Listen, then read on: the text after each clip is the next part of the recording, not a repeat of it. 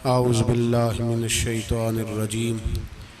बिस्मिल्लाहिर्रहमानिर्रहीम। या अय्युहल्लज़ीना आमनू ला तत्तखिज़ुल यहूद वन नसारा औलिया बादुहुम औलियाउ बाद वमन यतवल्लहुम मिनकुम फ़इन्नहु मिनहुम इन्नल्लाहा ला यहदिल कौमज़ ज़ालिमीन। सदक़ल्लाहुल अज़ीम व सदक़ रसूलुहुन नबियुल करीम। इन्नल्लाहा व मलाइकतहु युसल्लूना अलन नबी या अय्युहल्लज़ीना आमनू सल्लू अलैहि व सल्लिमू तस्लीमा। अल्लाहुम्मा सल्लि अला सय्यिदिना व मौलाना मुहम्मदिन मादिनिल जूद वल करम व आलिहि व बारिक व सल्लिम। हम्द व सलात के बाद सूरतुल माइदा छठा पारा है, आयत नंबर 51। अल्लाह तबारक व तआला ने इरशाद फरमाया, या अय्युहल्लज़ीना आमनू ला तत्तखिज़ुल यहूदा वन नसारा औलिया। ए ईमान वालो, यहूदियों और ईसाइयों को दोस्त न बनाओ। ये मज़मून कुरान पाक की बहुत सारी आयात में। इस आयत का अंदाज़ ज़रा थोड़ा निराला है। उन्हें दोस्त ना बनाओ, क्यों? इसलिए कि बादुहुम औलियाउ बाद, वो आपस में एक दूसरे के दोस्त हैं। तुम्हारे दोस्त वो आपस में एक दूसरे के दोस्त। कुरान पाक हमारे जहनों पर बड़ी ठंडी, बड़ी खूबसूरत दस्तक देता है। ए ईमान वालो, उन्हें अपना दोस्त न बनाओ, इसलिए कि यहूदी और ईसाई आपस में एक दूसरे के दोस्त हैं। इतना भी काफ़ी था, लेकिन अल्लाह तबारक व तआला ने मेयार ही बदल दिया और इतना बड़ा हुक्म इरशाद फरमाया। इस आया मुक़द्दसा ने हर चीज़ को अपने दामन में समेट के रख दिया। यहूदी और ईसाई को अपना दोस्त ना बनाओ, इसलिए कि वो आपस में एक दूसरे के दोस्त हैं। तो बात इतनी भी काफ़ी थी, लेकिन फरमाया अल्लाह ताला ने, वमन यतवल्लहुम मिनकुम, जो तुम में से उन्हें अपना दोस्त बनाएगा। तुम्हें मना कर दिया है, हमने रोक दिया है कि दोस्त बनाना। और अगर वमन यतवल्लहुम मिनकुम, जो तुम में से, वमन यतवल्लहुम मिनकुम, जो भी तुम में से उन्हें अपना दोस्त बनाएगा, फ़इन्नहु मिनहुम, तो वो उन्हीं में से है। तुम्हें बता दिया है कि दोस्त यहूदी और ईसाई को कभी दोस्त बनाना, और अगर बनाओगे तो फिर तुम। और फिर जो कुरान मजीद ने बात इस आया मुक़द्दसा को जो ख़त्म फरमाया, तो फरमाया इन्नल्लाहा ला यहदिल कौमज़ ज़ालिमीन, बेशक अल्लाह ज़ालिमों की कौम को हिदायत नहीं देता। जुल्म करने वालों के नसीब में हिदायत नहीं होती। वो जुल्म करते रहते हैं और उन्हें समझाया जाए तो मानते भी नहीं, इसलिए कि हिदायत उनका नसीब नहीं होती। मेरे भाई, दुनिया में बदनसीब है वो शख्स जो गलती करता है और फिर मानता भी नहीं। और दुनिया में कम ज़र्फ हैं वो लोग, कम ज़र्फ, जो अपने जालिम होने के बावजूद जुल्म पर वजाहतें पेश करते हैं, अपनी गलतियों का एतराफ़ करने की बजाय उन पर दलीलें देते हैं। छोटे ज़रफ़ के लोग। अल्लाह तबारक व तआला ने फरमाया, यहूदी और ईसाई को कभी दोस्त ना बनाना। मेरे भाइयों, मेरे बुजुर्गों, मेरे दोस्तों, हमारा दीन तासुब से पाक है, लेकिन तसल्लुब का हामी है। तासुब का मतलब ये होता है कि कहना मार दो दूसरे को, बर्दाश्त ही ना करो। और तसल्लुब का मतलब ये होता है कि अपने दीन में पुख्ता हो जाओ, अपने दीन में पक्के हो जाओ। अब हम ना हर रोज नमाज की नियत बांधते हैं, अल्लाहु अकबर, सूरत फातिहा पढ़ते हैं, इहदिनस सिरातल मुस्तकीम सिरातल लज़ीना अनअमत अलैहिम। इतनी भी बात बड़ी थी, काफी थी। ऐ अल्लाह, हमें सिराते मुस्तकीम पे चला और उन लोगों के रास्तों पे चलाना जिन पर तूने इनाम किया। बड़ी बात थी, मुस्बत बात हो गई, मनफी बात की जरूरत न थी। लेकिन अल्लाह तबारक व तआला ने फरमाया कि जहां तुम मुझसे ये दुआ मांगो ना कि सिरात अल्लज़ीना अनअमता अलैहिम, या अल्लाह उन लोगों के रस्तों पे चला जिन पर तूने इनाम किया, अंबिया, सुलहा, अतकिया, सूफिया, औलिया, जहां ये दुआ मांगनी है ना, साथ एक और बात भी तुमने करनी है। वो क्या है? गैरुल मग़दूबी अलैहिम वलद्दालिन, ऐ अल्लाह उनसे हमें बचा जिन पर तेरा गजब हुआ, उनके रास्ते पे न चलाना जिन पे तेरा गजब हुआ और जो गुमराह हो गए। अब दो बातें समझ में आई कि मोमिन को अपने अकीदे से प्यार करना है और काफिर के अकीदे से इजहार बेजारी करना है, उनके नजरिए से, उनके अकीदे से नफरत करनी है। काफिर के अकीदे और नजरिए से, इसका क्या मतलब है? तसल्लुब का मतलब होता है अपने दीन में पक्का होना। दो तीन जुमलों में बात समझाता हूं, अगर आपकी समझ में आई तो बड़ा बेहतर होगा। दो तीन जुमलों में तसल्लुब, पक्का होना, इसका क्या मतलब है? इसका मतलब यह है कि अपनी आंखों पर जो तुमने ऐनक लगानी है वो दीन की ऐनक लगानी है। जो चीज भी देखनी है वो दीन की आंख से देखनी है। जो कुछ भी तुमने चाहना है, बड़ी बात कर रहा हूं अगर आप समझे तो, जो भी तुमने देखना है दीन की ऐनक से देखना है। जो तुमने चाहना है वो दीन के दिल के साथ चाहना है, और जो तुमने सोचना है वो दीन के दिमाग के साथ सोचना है। उसका तर्जुमा इकबाल ने किया, कहने लगे कौम मजहब से है, मजहब जो नहीं। कौम किससे है? कौम मजहब से है, मजहब जो नहीं। और फाजिल बरेलवी कहते हैं दहन में जुबान तुम्हारे लिए और बदन में है जान तुम्हारे लिए। हम आए यहां तुम्हारे लिए तो उठे भी वहां तुम्हारे लिए। अपनी हर चीज, हर नुक्ता नजर में पहले दीन, उसके बाद कोई और। काफिर के अकीदे से हमारे जमाने में ना फलसफी, मंतकी, अदीब, शायर, मलंग, तलंग, ये बड़ी जमातें, खिचड़ी है, खिचड़ी। अब वो खिचड़ी एक नया दर्श देती है। वो खिचड़ी ये कहती है कि ये सारे अल्लाह को पुकारते हैं, सारे उसी के नाम हैं। ये सारे, हमारे एक साबिक वजीर आजम ने भी कहा था, एक नौजवान की आदत दी है घसी पिटी जमात ने, वो भी यही कहते हैं। होली पे भी चले जाओ, दिवाली पे भी चले जाओ, हिंदुओं के मंदिर में भी चले जाओ, वो कहते हैं सारे उसी के नाम है। जो बुत को पुकार रहा है वो भी उसी को ही पुकार रहा है, माअज़ल्लाह। जो राम राम कह रहा है वो भी बात असल वही है। वो बेवकूफ हो, अगर बुत को पुकारने वाला भी किसी न किसी रंग में अल्लाह को ही पुकार रहा था, माअज़ल्लाह, तो फिर नबी पाक सल्लल्लाहु अलैहि वसल्लम को क्या जरूरत थी बुतों का मुकाबला करने की? तुमने तो सारा दीन ही मशकूक कर दिया, हर शय मशकूक हो गई। जो बुतों को पुकार रहा है वो भी उसी को पुकार रहा है, जो राम कह रहा है वो भी उसी को कह रहा है, जो पत्थर पूज रहा है वो भी। क्या तमाशा लगाया हुआ है। अल्लाह तबारक व तआला तो इतना गयूर है, वो कहता है इन्नल्लाह ला यगफिरु अन युशरका बिही व यगफिरु मा दून ज़ालिका लिमन यशा। मैं हर चीज बख्श दूंगा, मेरे साथ किसी को शरीक ना बनाना, मैं उसकी माफी नहीं दूंगा। अल्लाह के प्यारे पैगंबर हजरत उज़ैर, जनाब ईसा अलैहिमुस्सलाम को जब लोगों ने माज़ अल्लाह खुदा का बेटा कहा, तो रब तबारक व तआला ने कुरान पाक की आयतें नाज़िल फरमाई, फरमाया ये झूठ बोलते हैं, ये जुल्म करते हैं अपनी जानों पर। ओ भाई, ये खिचड़ी जो पका रहे हैं ना मलंग लोग, अदीब लोग, सारे उसी के नाम है। उसका एक ही नाम है, ला इलाहा इल्लल्लाह, ला इलाहा इल्लल्लाह, ला इलाहा इल्लल्लाह। उसके सिवा कोई भी माबूद हो ही नहीं सकता, सवाल ही नहीं। ओ खुदा के बंदे, ये फलसफा, और फिर हम सियाने बने, हमारे दिलों में रहमत बड़ी है, नरमी बड़ी है। काफिर के हक में, मुशरिक के हक में सारे जी उसी को पुकारते हैं। तू ज्यादा मेहरबानी करने वाला है या नबी पाक ज्यादा रहमत लिल आलमीन है?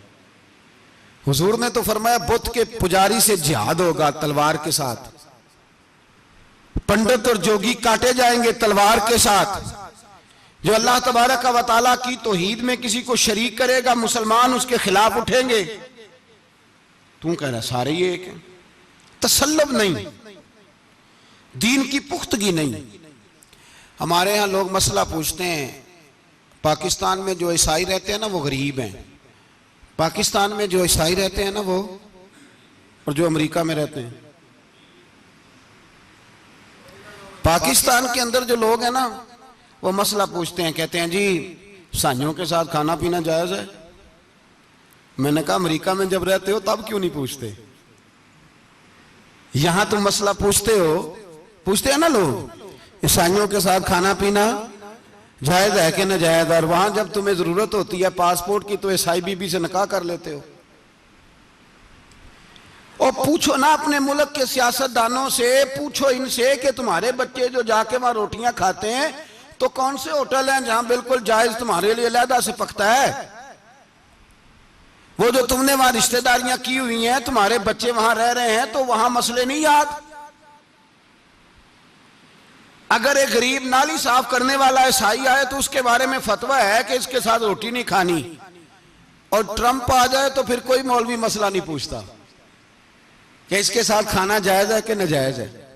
हमारा वो जो कुफर के मामले में इजहार बेजारी था, नफरत काफर के अकीदे से, हम कभी नहीं कहते कि ईसाइयों के मंदिरों को आग लगा दो। कभी जुलूस लेके गए हैं कि मंदिर गिराना है? बोले उनका गिरजा कभी गिराया है? हिंदू का मंदिर, मरजई की इबादत गाह, अकलियत करार दे दिया, ठीक है, जहां ईसाई अलहदा से अपना काम कर रहे हैं तुम भी करो। लेकिन हम उनके अकीदे के कभी भी हामी नहीं हो सकते। अगर कहें कि ईसाई भी सही कह रहा है, हजरत मरियम को अल्लाह की बीवी कह रहा है, जनाब ईसा को अल्लाह का बेटा कह रहा है, और तू कहे सारे उसी के नाम है, तो ये बात तेरी दुरुस्त इसलिए कि हम तो रोज कहते हैं कुल हुवल्लाहु अहद अल्लाहुस समद लम यलिद व लम यूलद, न किसी का बाप है न किसी का बेटा है, वलम यकुल लहू कुफुवन अहद, उसका तो कोई हमसारी नहीं, उस जैसा दूसरा कोई है ही नहीं। तो भाई जिस अकीदे का तो ऐलान कर रहा है, जो आदमी तेरे अकीदे के खिलाफ चल रहा है, उसको तूने सही कैसे कह दिया? ये कैसे हो? तो मेरे भाई इस्लाम ये कहता है कि असास, बुनियाद, नजरिया, तो अपने नजरिए पे नाज करेगा, दूसरे के नजरिए से इजहार बेजारी करेगा। और भाई जागो और बस कर दो, जाग जाओ। असास, बुनियाद, नजरिया असल है, और असल पर समझौता हो सकता हो ही नहीं सकता। बुखारी शरीफ में एक हदीस है, बात मजबूत करने के लिए अर्ज करता हूं। हजरत याहया एक ताबी बुजुर्ग है, वो कहते हैं हजरत अब्दुल्ला इब्न उमर रदी अल्लाह ताला अन्हु मेरे पास आए तो मैंने उनसे कहा हुजूर हमारे मोहल्ले में एक जमात रहती है मुसलमानों की, वो नमाजें भी पढ़ते हैं, रोजे भी रखते हैं, ज़कात भी देते हैं, हज भी करते हैं, बस तकदीर को नहीं मानते। सिर्फ एक चीज के इनकारी है, तकदीर के। तो क्या हुक्म है? तो आप फरमाने लगे उनसे कह दो कि हमारा तुम्हारा कोई ताल्लुक नहीं, उनसे कह दो हमारा तुम्हारा कोई रिश्ता नहीं, हमारा तुम्हारा कोई किसी किस्म का राबता। और फरमाया उनको बता देना कि रसूल पाक के सहाबी ने फतवा दिया है जितनी मर्जी नमाजें पढ़ो, जितने मर्जी रोजे रखो, और ओहद पहाड़ के बराबर अगर तुम्हारा दिल करे तो सदके करो, पर तुम्हारा कोई अमल अल्लाह की बारगाह में कबूल नहीं जब तक तुम्हारा अकीदा सही नहीं, जब तक तुम्हारा नजरिया ठीक नहीं, उतनी देर तक कोई अमल अल्लाह की बारगाह में तुम्हारा काबिल कबूल नहीं। असास पर, बुनियाद पर कोई समझौता हो सकता, बुनियादों पर समझौते नहीं होते भाई। और एक होता है गुनाहगार, एक होता है गद्दार। गुनाहगार और गद्दार में बड़ा फर्क होता है। एक आदमी शराब पीता है, किसी ने उसको मना किया तो उसने कहा यार मेरी गलती है, आइंदा नहीं पीऊंगा, वो गुनाहगार है। एक ने कहा नहीं पीनी चाहिए, वो काफिर है। एक नमाज नहीं पढ़ता, उसको कहा पढ़, बहाने लगाता है, कपड़े नहीं सही, रमजान से शुरू करूंगा, कोशिश है बस, वो गुनाहगार है। एक कहता है नमाज पढ़नी नहीं चाहिए, वो काफिर है। एक के जेब में पैसे थे, हज करने नहीं गया, बहुत बड़ा गुनाह किया। एक कहता है हज करना ही नहीं चाहिए, वो काफिर हो गया। ओ भाई, गुनाहगार और होता है, गद्दार, दोनों में फर्क है। अब तो गद्दारियां हो रही हैं, सरेआम हमले हो रहे हैं, हुकूमतों पर प्रेशर है। यूरोप 1 मिनट से पहले मरज़ई को वीजा देता है, कादियानी को वीजा देता है। ये सुपर काफर है कादियानी और मरज़ई, और बड़ी जिम्मेदारी से कह रहा हूं, ये कल भी काफर थे, आज भी, कल भी काफर थे और आज भी, और कयामत तक। और अगली बात सुन लो, मन शक्का फी कुफर ही फकद कफर, जो इनके कुफर में शक करे वो भी काफर है। सुन लो, ये फतवा दे देना बेशक जिसको मर्जी। मन शक्का फी कुफर ही फकद कफर, जिस बंदे ने मरज़ई के, कादियानी के काफर होने में शक किया, वो बंदा भी पक्का काफर है, पीटा काफर है, जिसने इनके काफर होने में। तो जेड़े आकर सानू पता ही नहीं लगा असी की कर बैठे, उनके लिए कोई कानून नहीं। वो जिसने कहा है ना मरज़ई, उसका कानून बदलना है, उसको एक पर्ची तेरी मेरी भी शामिल है।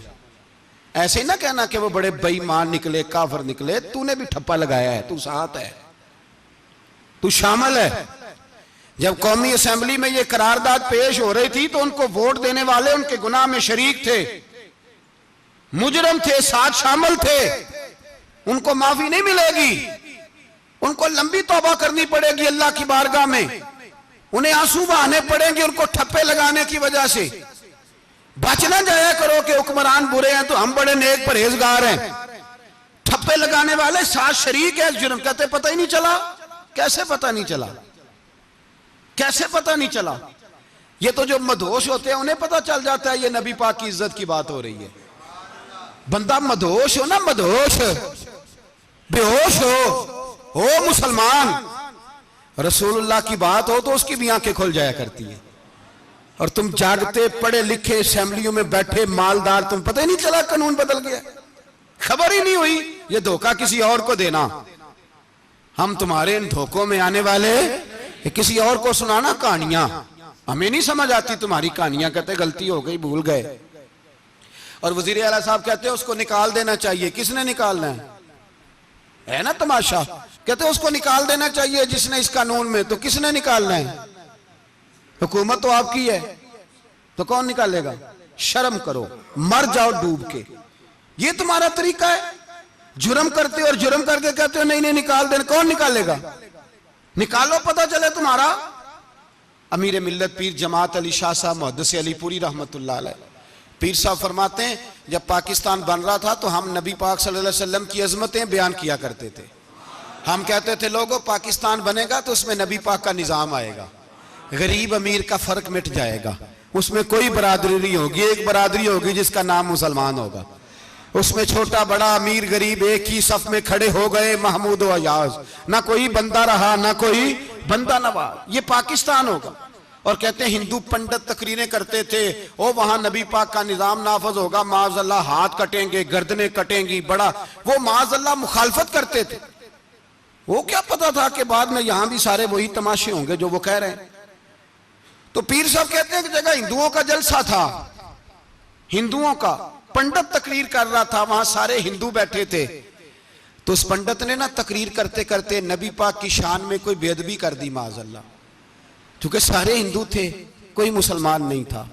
एक मलंग बैठा था दूर, उसने दौरी डंडा पकड़ा हुआ था और कोई अपनी मौज का काम कर रहा था। आपको पता है उनके पास जो डंडा होता है बड़ा रंगीन होता है, को स्पेशल बनाया होता है उन्होंने। तो बैठा था मलंग। मैंने कहा बेहोश भी हो ना, जो बेहोश हो मुसलमान, रसूलुल्लाह का नाम आया तो उसकी भी आंखें खुल जाया करती है। तेरी बंद की बंदी रह गई है, कैसे हो गया? हाथ में डंडा था और वो अपने काम लगा हुआ था। जब उसके कानों में स्पीकर की आवाज आई ना कि नबी पाक के बारे में बात की है, तो डंडा उठाया, पीछे से स्टेज पे चढ़ गया। और हिंदुओं ने समझा मलंग आदमी है, इसने क्या करना है। आया पंडित के पास और वो कहता है मैंने 3 डंडे इतनी जोर से मारे कि चौथे की जरूरत ही ना पड़ी। इतनी जोर से 3 डंडे सर पे मारे कि चौथे की जरूरत है उसकी फिर आवाज ही निकली, मर गया वो। मुझे पकड़ा, जेल में फेंक दिया। अमीर मिल्लत पीर जमात अली शाह साहब कहते हैं मैं अमृतसर की जेल में मिलने गया और मैंने उसके सामने खड़े होके कहा, मैंने कहा बेलिया, ना तू नमाज पढ़े, ना तू रोजा रखे, ना तू मस्जिद आए, ना तू कोई और काम करे, और इतना बड़ा तूने काम किया, गुस्ताख मार दिया। तो पीर साहब कहते हैं वो मलंग अपने पैरों पे उठ के खड़ा हो गया और उसकी आंखों में आंसू थे और मेरी तरफ देख के कहने लगा, पीर जी मैनू लम्मियां गल्लां ते नहीं आउंदियां, मैं अनपढ़ हां, चोखा ते ने मैनू पता, गुनाहगार हां, बड़ा गुनाहगार हां, बड़ा गुनाहगार हां, बड़ा गुनाहगार, बड़ा गुनाहगार हां, पर कसम अल्लाह दी इज्जत दी मैं गुनाहगार हां पर अपने नबी दा गद्दार नहीं, गुनाहगार हां पर रसूलुल्लाह दा गद्दार कोई बात नहीं। अगर कोताहियां करता हूं तब यह तो नहीं ना हो सकता कि ऊंची और सुच्ची सरकार की को मेरे सामने बेअदबी करके चला जाए। ये तेनू पता ही नहीं लगा, तू कहता खबर ही नहीं हुई, कब हो गया पता ही नहीं था, वजाहतें देता फिरता है। और कुछ मौलवी मुल्ला जो धब्बा है दीन के नाम पे, वो वजाहतें देते फिरते हैं, कहते हैं मुनाजरे कर लो, शर्म करो। दीन के नाम पर वोट मांग के असेंबलियों में जाते हो और वहां जाके इन बेईमानों की गोदों में बैठ जाते हो, तुम्हें हया नहीं आती। और नबी पाक की बात है तो फिर भी तुम्हारी गैरत जोश नहीं मारती, फिर भी दलीलें देते फिरते हो। मेरे रसूल पाक अलैहिस्सलातु वस्सलाम के गुलामों, याद रखो, दीन में तसल्लुब पैदा करो, मजबूती। कल लोग मसले पूछा करते थे कि सहाबी का अहले बैत का बेअदब है तो उसके जनाजे पे जाएं कि ना जाएं। अब नहीं लोग पूछते, अब हमारे दिलों में फतवे ज्यादा आ गए हैं, मर्जी करते फिरते हैं। हमारा बच्चा किसी बद मजहब की मस्जिद में जाता है, हम कहते हैं नहीं नहीं वैसे ही जाता है, तुझसे पूछा जाएगा, उस दिन पता चलेगा, जिस दिन तुम मरेगा तो तेरे लिए दुआ भी नहीं करेगा, तेरी कब्र पे भी नहीं जाएगा, तुझे पता चलेगा उस दिन कि वैसे ही जाता है कि ऐसे जाता है। कोई पाबंदी नहीं, कोई तसल्लुब भी नहीं, अकीदे में ईमान में कोई पुख्तगी नहीं, हमें ख्याल ही नहीं कि किधर जा रही है औलादे, सोचते ही नहीं हम। ख्याल होना चाहिए, समझ होनी चाहिए। मेरे रसूल पाक अलैहिस्सलातु सलाम के सहाबा में तसल्लुब था, तसल्लुब। सगी अम्मा भी अगर बेईमान होती थी तो सहाबा करीब नहीं आने देते थे। हजरत अस्मा बिनते अबी बकर सिद्दीक, उनकी मां मुशरिका थी। जनाब सिद्दीक अकबर की एक ज़ौजा हजरत अबू बकर ने तलाक दे दी। कुछ अरसे के बाद वो अपनी बेटी को मिलने आई, मां बेटी से मिलने आई तो हजरत अस्मा बिनते अबू बकर को पैगाम भेजा, कहा बेटे मैं तुझे मिलना चाहती हूं। तो कहा अम्मा जरा ठहर जा, पहले मैं अपने नबी से पूछ लूं, पहले अपने मां बाद में है, नबी पहले है। पहले हजरत अस्मा हुजूर की बारगाह में गई, या रसूल अल्लाह मेरी अम्मा मिलना चाहती है और मुशरिका है, हुक्म क्या है? फरमाया तू मां की हैसियत से मिल सकती है। उन्होंने तो सगे मां बाप से नाते तोड़ लिए, सगे रिश्तेदारों से, और तू इनसे दोस्तियां खत्म नहीं कर सकता, तेरा ताल्लुक भी नहीं। नहीं, सारे उसी को पुकारते हैं, सारे एक ही हैं, ये तमाशे किसी और को दिखाना। यहां रसूलुल्लाह के गुलाम बसते हैं। हमारा अकीदा बड़ा पुख्ता है, बड़ा पुख्ता, बड़े पुख्ता नजरियात के लोग अल्लाह ने इस धरती को अता फरमाए। इस जमीन ने बड़े कामिल मोमिन पैदा किए। भाई याद रखो, रसूल पाक अलैहिस्सलातु सलाम के गुलामों में अपने दीन के लिए तसल्लुब था, पुख्तगी थी, कुफर से बेजार रहते थे। अगर सबको एक में एक ही करना था तो फिर इतनी लंबी चौड़ी जद्दोजहद, अमीर हमजा का कलेजा निकल गया, कान कट गए, सब कुछ हो गया, और आज तुम उन शहीदों की लाशों पे खड़े होकर कहते हो कि ये तो ऐसे ही कट गए। मजाक है ये? कोई मजाक है? असल बात बताऊं आपको क्या है, दीन मुफ्त में मिला है, और जो शय मुफ्त मिल जाती है उसकी कदर नहीं होती। कदर दीन नबी दा एक ही जानन दुनियादार कमीने, दीन नबी दा जानन वाले सौंगे विच मदीने। तुझे क्या पता, तुझे क्या खबर इस दीन की? तुझे खबर ही नहीं मेरे रसूल पाक का पसीना कितना बहा है। कभी तेरा फेरा लगे तो ओहद के पहाड़ से जाके पूछना नबी पाक का खून कितना बहा है। कभी टाइम मिले ना, मुल्क शाम जा और हजरत बिलाल की कब्र पे खड़े होके पूछ दीन कितना कीमती है। और फिर उससे ज्यादा बात पूछनी हो ना कभी, तो मदाइन जा, हजरत सलमान फारसी के मजार के पास उनसे पूछ दीन की कीमत कितनी है। वो तुझे बताएंगे कि कई 100 साल लग गए नबी पाक के कदमों में पहुंचने तक, 100 साल, कई 100 साल। और अगर फिर भी तुझे तसल्ली ना हो तो जन्नतुल बकी में जा और सैयदा तैयबा ताहिरा हजरत फातिमा ज़हरा से पूछ, उनसे पूछ बीबी इस दीन की कदर क्या है। वो तुझे बताएंगी कि जब दीन के चेहरे पे सुर्ख रंग भरना था तो मैंने हुसैन का खून दे के भरा है। वो तुझे बताएंगी कि इस दीन को जब पेंट करना था तो मैंने जनाब अली असगर के बाजुओं के साथ मुसव्वरी की है। इसको आसान समझ रखा है, लोगों ने आसान समझ रखा है। कहा तुम कट गए और आज उठने वाला सूफी और दरवेश कहता है सारे एक ही हैं, सारे उसी को मानते हैं। जिस सियासतदान का दिल करता है वो जाके मंदिरों में पूजा कर आता है, जिसका दिल करता है वो जाके हिंदुओं की होली और दिवाली में शरीक हो जाता है। सब एक ही हैं। अगर एक ही थे तो हुसैन का अली असगर क्यों शहीद हुआ? अगर सब एक ही थे तो जनाब अली अकबर क्यों शहीद हुए? सारे एक ही थे तो फिर ठीक है, मस्त रहना चाहिए था। ये मजाक है, इतनी कुर्बानियां, शर्म ही नहीं आती बात करते हुए। जागो और अपने दीन को समझो। मेरे रसूल पाक अलैहिस्सलातु सलाम ने जो दीन दिया इसमें तसल्लुब है, तसल्लुब, कुफर से बेजारी। कितनी बेजारी? हजरत उम्मे हबीबा रदी अल्लाह ताला उम्मुल मोमिनीन है, ये हमारी अम्मा है। उम्मे, माओ के नाम तो बच्चों को आने चाहिए ना। ये मोमिनों की माँ है, अबू सुफियान की बेटी हैं। हजरत अबू सुफियान रदी अल्लाह ताला अन्हु की बेटी, नबी पाक की ज़ौजा हैं। जनाब अमीर माविया रदी अल्लाह ताला अन्हु की सगी बहन हुजूर की ज़ौजा थी। बहुत बड़े अमीर बाप की बेटी थी। मदीने जब आई तो नबी पाक के घर में गुर्बत देखी, आजमाइश देखी, कई कई दिनों के फकरे इख्तियारी के जलवे देखे। अबू सुफियान एक मुज़ाकरात के सिलसिले में मदीने आए और कहते हैं मैंने सोचा सीधा अपनी बेटी के घर जाता हूं। तो कहते हैं मैं हजरत उम्मे हबीबा के सहन में दाखिल हुआ तो चारपाई पे बिस्तर बिछा हुआ था और उम्मे हबीबा एक साइड पे बैठकर तो सुई धागे के साथ कोई काम कर रही थी। अबू सुफियान कहते हैं मेरी बेटी की नजर पड़ी तो उम्मे हबीबा जल्दी से उठी, उठ के बिस्तर जो चारपाई पे बिछा हुआ था वो बिस्तर उठाया, लपेटा, अंदर ले गई।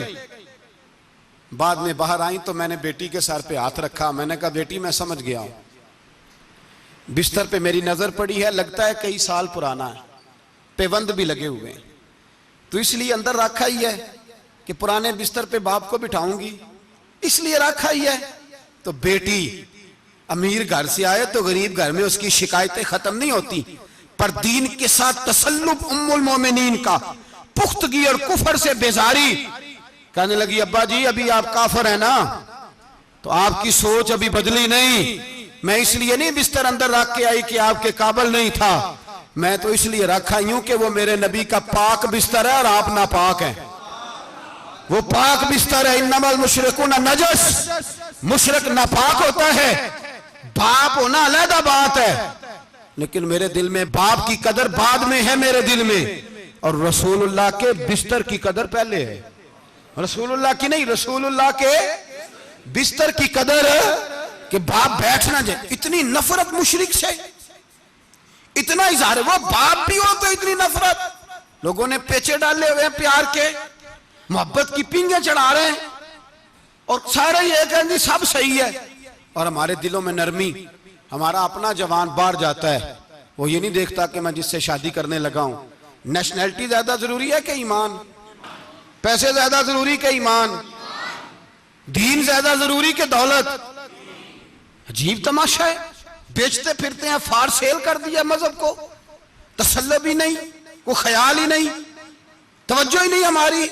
मेरे रसूल पाक अलैहिस्सलातु सलाम के सहाबा यूं चट्टान थे दीन के मामले में, अपना प्यारा भी सामने आता था तो काफिर समझ के कत्ल कर देते, इसलिए कि वो समझते थे कौम मजहब से है, मजहब जो नहीं तुम भी नहीं। अगर दीन नहीं रहेगा तो कोई शय बाकी नहीं रहे, याद रखना। अगर दीन नहीं रहेगा, मेरे हबीब पाक अलैहिस्सलातु सलाम के गुलामों का ये हाल था। ओहद के अंदर अफवाह फैल गई कि हुजूर शहीद हो गए। हजरत अनस बिन मालिक के चचा थे अनस बिन नदर रदी अल्लाह ताला। जब अफवाह फैली ना हुजूर शहीद हो गए तो जनाब अनस बिन नदर उठे, तलवार पकड़ी, सहाबा से कहने लगे यहां क्यों बैठे हो? कहा हुजूर शहीद हो गए तो हम क्या करें? फरमाया हुजूर शहीद हो गए तो हम जिंदा रह के क्या करेंगे? यहां क्यों बैठे हो? हमारा जीना भी मुस्तफा के लिए, मरना भी मुस्तफा के लिए। अगर हुजूर अलैहिस्सलाम विसाल कर गए तो उठो, उन बेईमानों से लड़ते हैं जिन्होंने मुस्तफा को शहीद किया है। उठो। हजरत अनस बिन नदर मैदान में निकले, इस तरह लड़े कि सहाबा कहते हैं ना जख्मों की परवाह, तीर बरसते रहे परवाह कोई नहीं, तलवारें चलती रही परवाह कोई नहीं, उनके वजूद पर नेजों के जख्म आते रहे परवाह कोई नहीं। हजरत अनस बिन नदर इतना लड़े कि शहीद हो गए, और जब शहादत के बाद उनकी लाश देखी तो 80 जख्म नजर आए, तलवारों के नेजों के 80 जख्म। हुजूर के लिए उन लोगों ने जाने दे दी, परवाह ही नहीं की। यहाँ इस मसले को हमारे यहाँ लोग समझते ही नहीं। खत्म नबुव्वत का मसला बड़ा हसास मसला है। मा काना मुहम्मदुन अबा अहदिन मिर रिजालिकुम वलाकिन रसूलुल्लाह व खातमन नबिय्यीन। हम खत्म भी पढ़े ना किसी का तो उसमें भी खत्म नबुव्वत वाली आयत पढ़ते हैं, इसलिए कि ये बुनियादी मसला है। हम लोगों को बताते हैं कि जो मरने वाला गया है ना दुनिया से, वो नबी पाक की खत्म नबुव्वत का ऐलान करता हुआ गया है। हम लोगों को ये बात बतलाते हैं, मेरे हबीब पाक अलैहिस्सलाम की 150 के करीब हदीसें हैं कि मैं आखिरी नबी हूं, मेरे बाद कोई नबी नहीं है। 150 के करीब हदीसों में हुजूर ने इरशाद फरमाया, जगह जगह महबूब पाक ने वजाहत फरमाई कि मैं आखिरी नबी हूं, मेरे बाद कोई नबी हो सकता, वजाहत। और हमारे उलमा ने लिखा है, जो दावा करे कि मैं नबी हूं और जिस बंदे ने उससे ये कहा कि चल कोई दलील दिखा, वो भी काफिर हो गया, वो भी काफिर। क्यों तूने ये सवाल किया? ये हसास नौइयत का मसला है। मेरे रसूल पाक अलैहिस्सलाम के गुलामों ने एक पैगाम दिया है हमें, उस पैगाम को याद रखना। हजरत साद बिन रबी रदी अल्लाह तआला अन्हु को ओहद के मैदान में इतने जख्म लगे कि उठा नहीं जाता था। नबी पाक सल्लल्लाहु अलैहि वसल्लम ने फरमाया, जाओ को मेरे साद बिन रबी का पता करो वो कहाँ है। सहाबा आए तो फरमाते हैं, जब हम उनके पास पहुंचे तो उनकी रूह परवाज कर रही थी। आखिरी लफ्ज उन्होंने अदा किए, कहने लगे, इधर आओ सहाबा, इधर आओ, मेरी वसीयत सुन लो।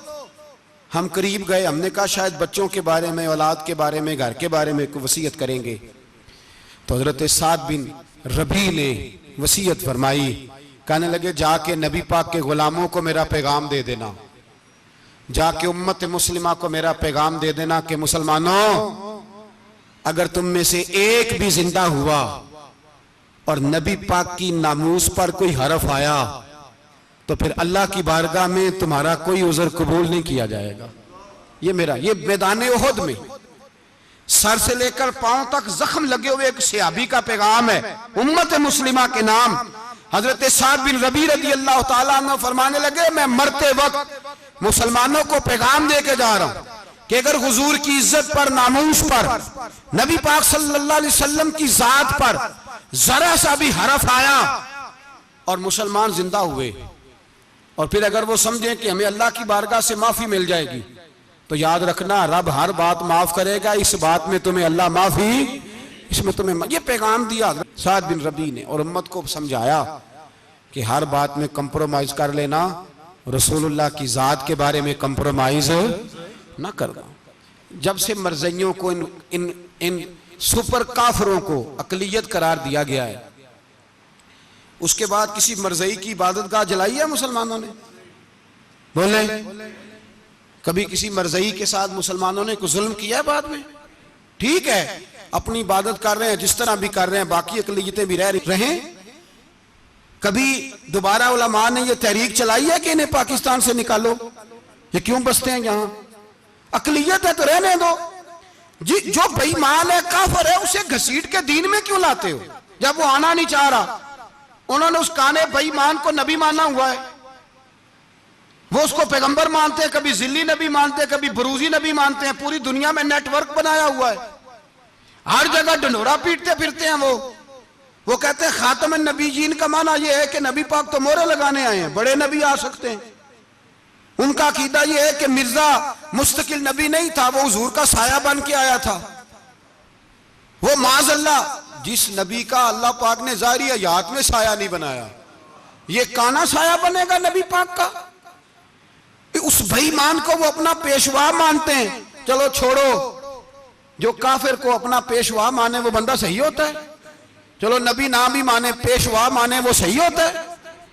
इतने पक्के बेईमानों और काफिरों को तुम लोगों ने गुंजाइश देने के लिए सिर्फ मगरबी ये जो बनाना चाहते हैं ना, ये अपने ऊपर से लेबल उतारना चाहते हैं कि नहीं जी नहीं, हम तो सबको लेके, वो तो कई दफा कह चुके हैं जी सारे उसी को पुकारते हैं ना, सारे उसी को नहीं पुकारते, उसको अगर सही पुकारते हैं तो मुसलमान पुकारते हैं, बाकी उसको सही पुकारते कि झूठ बोलते हैं, मिलावट करते हैं, शिर्क करते हैं, कुफर करते हैं। और अल्लाह की बारगाह में कुफर और शिर्क की कोई माफी, ये दुनिया को बताना चाहते हैं नहीं जी नहीं, हम बड़े नरम हैं, हम बड़े ऐसे हैं। हम कोई नरम नहीं, कोई नरम नहीं, हम नरम हैं रुहमाओ बैनहुम। लेकिन अगर अकीदों को छेड़ोगे, रसूलुल्लाह की इज्जत और नामूस और खत्म नबुव्वत को छेड़ोगे, तो इकबाल कहते हैं हम बड़े नरम है, इतने नरम है जैसे रेशम होता है, हो हल्का है, यारा तो बरेशम की तरह नरम, और रिज़्मे हक को बातिल हो तो फौलाद है मोमिन। फिर हम नरम नहीं, फिर हमारे अंदर बड़ी सख्ती है, बड़ी सख्ती। हजरत अबू बकर सिद्दीक सबसे ज्यादा नरम थे, पर खत्म नबुव्वत का मामला आया तो सबसे ज्यादा सख्त हजरत अबू बकर सिद्दीक साबित हुए, सबसे ज्यादा। हम बड़े सख्त हैं, बड़े सख्त। चेक ना किया करो मुसलमानों के ईमान को, टटोला ना करो। मेरी आपसे भी अपील है कि ऐसे ही को बंदा अगर आपके घर आ जाए ना और आके कहे मैं फलां साहब हूं, तो रोब में ना आया करो, उससे पहले पूछा करो यूं तो सैयद भी हो, मिर्जा भी हो, अफगान भी हो, तुम सभी कुछ हो, बताओ कि मुसलमान भी हो। बस कर दें, अब बस कर दें। उन लोगों के हाथ मजबूत कर दें जो हाथ बढ़ाते हैं तो नबी पाक की खत्म नबुव्वत पे ही डाल लेते। उनके हाथ मजबूत करने बंद करो, बंद करो उन जालिमों के हाथ मजबूत करने। हुजूर आखिरी नबी हैं, बोलिए नबी पाक, सारे बोलिए हुजूर। हुजूर के बाद जो किसी और को नबी माने वो कल भी काफिर था, आज भी, कयामत तक वो। जो उसके कुफर में शक करे वो भी, जो मिर्ज़ई कादियानी के कुफर में शक करे वो भी काफिर है। मर जाए तो मुसलमानों के उस कब्रिस्तान में उसका दफन होना जायज है, मुसलमान का उसके लिए ताज़ियत करना जायज है, मुसलमान का उसके दिल उसके हक में नरमी पैदा करना जायज है। नहीं, मुसलमान का उस शख्स के बारे में किसी किस्म की गुंजाइश देना जायज है। कल भी काफिर थे, आज भी काफिर है, कयामत तक काफिर रहेंगे। मुसलमान वो रहेगा जो कहेगा कि नबी की हर शान को हम मानते हैं, हुजूर खातमुन नबीयीन है, जुबान से इकरार करते हैं और दिल से उस पर ईमान लाते हैं, वो बंदा मुसलमान रहेगा। हम हुकूमतों को समझाते हैं अपनी कब्रें खराब ना करो, अपनी आखिरत तबाह ना करो, ना बात थोड़ा सा वक्त है, तुम्हारे बाप दादा मर गए, उनका नाम भी कोई नहीं लेता, तुम भी दुनिया से जाओगे, खुदारा हम तुम्हें समझाते हैं, हम दर्दमंदाना अपील करते हैं, अपनी आखिरत बचाओ। ये असेंबलियां चंद रोजा, ये हुकूमतें चंद रोजा। उधर जाके देख लो, शदरे में वक्त का बादशाह लेटा है, लेकिन कोई नहीं जाता। बादशाह था, उठता था तो दुनिया उठती थी, बैठता था तो दुनिया बैठ जाती थी। आज हमारे बहुत सारे नौजवानों को पता नहीं कि उस किसी बादशाह की कब्र भी है, बहुत बड़ा मकबरा बना, बड़ी सैरगाह बनी है, पर कोई जाता नहीं। चंद कदम रावी क्रॉस करके देख लो, दाता अली अजमेरी लेटे हुए। एक दिन के लिए भी छोटी सी असेंबली के मेंबर भी नहीं बने। मीरा ना अमीरां दे दीवे बलदे नहीं, सदा फकीरां दे। ना वो वाली हुकूमत करो जिसके बाद तुम्हारी फातिहा भी कोई ना पढ़े। और जा जाके देख ले, दाता साहब की कब्र के चारों जानब फटियां लगी हुई हैं, सारा दिन सारी रात अल्लाह का कुरान पढ़ा जाता है, दिन रात वहां दुरूद पढ़े जाते हैं, उनको इसाले सवाब किया जाता है। ये वाली जिंदगी जी, वापस आ जा, ना अपनी आखिरत खराब कर, भज जा, वक्त की हुक्मरान लौट आ, रसूलुल्लाह के कदमों में बैठो, ऐलान करो, बगावत करो नबी पाक के दुश्मनों के खिलाफ, और हुजूर के सच्चे गुलाम बन के जियो। अगर सच्चे गुलाम बनोगे तो हजरत उमर बिन अब्दुल अजीज की तरह तुम्हारे तज़किरे मिंबरों पे रहेंगे, और अगर गद्दारी करोगे, गद्दारी, तो यजीद की तरह तुम्हारी अपनी औलादें भी तुम्हारा नाम नहीं लेंगी, अपनी औलादें भी तुम्हारे तज़किरे छोड़ जाएंगी। याद रखना, अल्लाह की लाठी बड़ी बेआवाज है, कुल्लु मन अलैहा फान, फना कर देता है हर चीज को। दुआ है अल्लाह हमें समझने की तौफीक अता फरमाए।